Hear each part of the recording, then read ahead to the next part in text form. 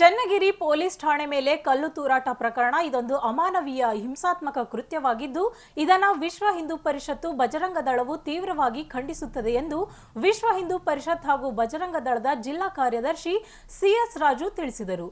ಸುದ್ದಿಗೋಷ್ಠಿಯಲ್ಲಿ ಮಾತನಾಡಿದ ಅವರು, ಚನ್ನಗಿರಿಯಲ್ಲಿ ನಡೆದ ಘಟನೆ ಭಯೋತ್ಪಾದಕ ಕೃತ್ಯವಾಗಿದ್ದು ಇದನ್ನು ರಾಷ್ಟ್ರೀಯ ಭದ್ರತಾ ಏಜೆನ್ಸಿಗೆ ಒಪ್ಪಿಸಬೇಕು. ಈ ಘಟನೆಯಲ್ಲಿ ಪ್ರಾಮಾಣಿಕವಾಗಿ ಕರ್ತವ್ಯ ನಿರ್ವಹಿಸಿದ ಪೊಲೀಸ್ ಅಧಿಕಾರಿಗಳ ಅಮಾನತು ಆದೇಶ ಮಾಡಿದ್ದು ಈ ಆದೇಶವನ್ನು ತಕ್ಷಣವೇ ಹಿಂಪಡೆಯಬೇಕು. ಅಷ್ಟೇ ಅಲ್ಲದೆ ಅಮಾನತಾದ ಅಧಿಕಾರಿಗಳನ್ನು ಪುನಃ ಅದೇ ಜಾಗದಲ್ಲಿ ಕರ್ತವ್ಯ ಮುಂದುವರಿಸಲು ಅವಕಾಶ ಮಾಡಿಕೊಡಬೇಕೆಂದು ಆಗ್ರಹಿಸಿದರು. ಅಲ್ಲದೆ ಈ ಪ್ರಕರಣವನ್ನು ಸೂಕ್ತ ರೀತಿಯಲ್ಲಿ ತನಿಖೆ ನಡೆಸಿ ಆರೋಪಿಗಳನ್ನು ಗಡೀಪಾರು ಮಾಡಬೇಕೆಂದು ಆಗ್ರಹಿಸಿದರು. ಸುದ್ದಿಗೋಷ್ಠಿಯಲ್ಲಿ KH Manjunath, Kalyanamma, G Basavaraj, Harish Pawar, Suresh, DT Surendra, Krishnamurthy ಇತರರು ಇದ್ದರು. ಮೊನ್ನೆ ಚನ್ನಗಿರಿನಲ್ಲಿ ಏನು ಶುಕ್ರವಾರ 24ನೇ ತಾರೀಕು ಮುಸ್ಲಿಂ ಗೂಂಡಾಗಳಿಂದ ಪೊಲೀಸ್ ಠಾಣೆ ಮೇಲೆ ಕಲ್ಲು ತೂರಾಟ ಹಿಂಸಾಕೃತ್ಯ ನಡೆದಿದೆ.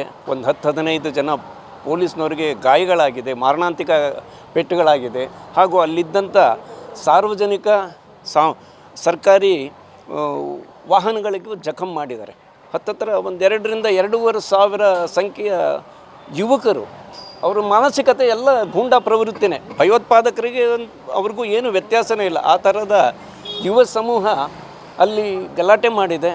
ಬಹಳಷ್ಟು ಸಂಖ್ಯೆಯಲ್ಲಿ ಹಾನಿಗಳಾಗಿದೆ. ಅದನ್ನು ವಿಶ್ವ ಹಿಂದೂ ಪರಿಷತ್ತು ಬಜರಂಗ ದಳ ಖಂಡಿಸಿ ನಿನ್ನೆ ಚನ್ನಗಿರಿ ನಗರದಲ್ಲಿ ಮೊನ್ನೆ ಒಂದು ಪ್ರತಿಭಟನೆ ಮಾಡಿ ರಾಜ್ಯಪಾಲರಿಗೆ, ಗೃಹ ಮಂತ್ರಿಗಳಿಗೆ ಅವರಿಗೆಲ್ಲ ಮನವಿಯನ್ನು ಕೊಟ್ಟಿದೆ. ಇವತ್ತು ಜಿಲ್ಲೆಯಿಂದ ಒಂದು ಪ್ರೆಸ್ ಮೀಟ್ ಮಾಡಬೇಕು ಅಂತ ಇಲ್ಲಿ ಬಂದಿದ್ದೀವಿ.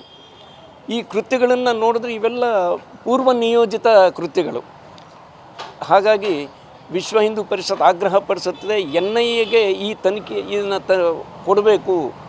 ಆಮೇಲೆ ಈ ಮುಸ್ಲಿಂ ಭಯೋತ್ಪಾದಕರು ಏನು ಮಾಡಿದ್ದಾರೆ, ಇವರ ಮನೆಗಳನ್ನು ಜಪ್ತಿ ಮಾಡಬೇಕು, ಅವರ ಆಸ್ತಿ ಪಾಸ್ತಿಗಳನ್ನು ಜಪ್ತಿ ಮಾಡಬೇಕು ಅಂದ್ಬಿಟ್ಟು ವಿಶ್ವ ಹಿಂದೂ ಪರಿಷತ್ತು ಸರ್ಕಾರಕ್ಕೆ ಆಗ್ರಹ ಪಡಿಸುತ್ತಾ ಇದೆ.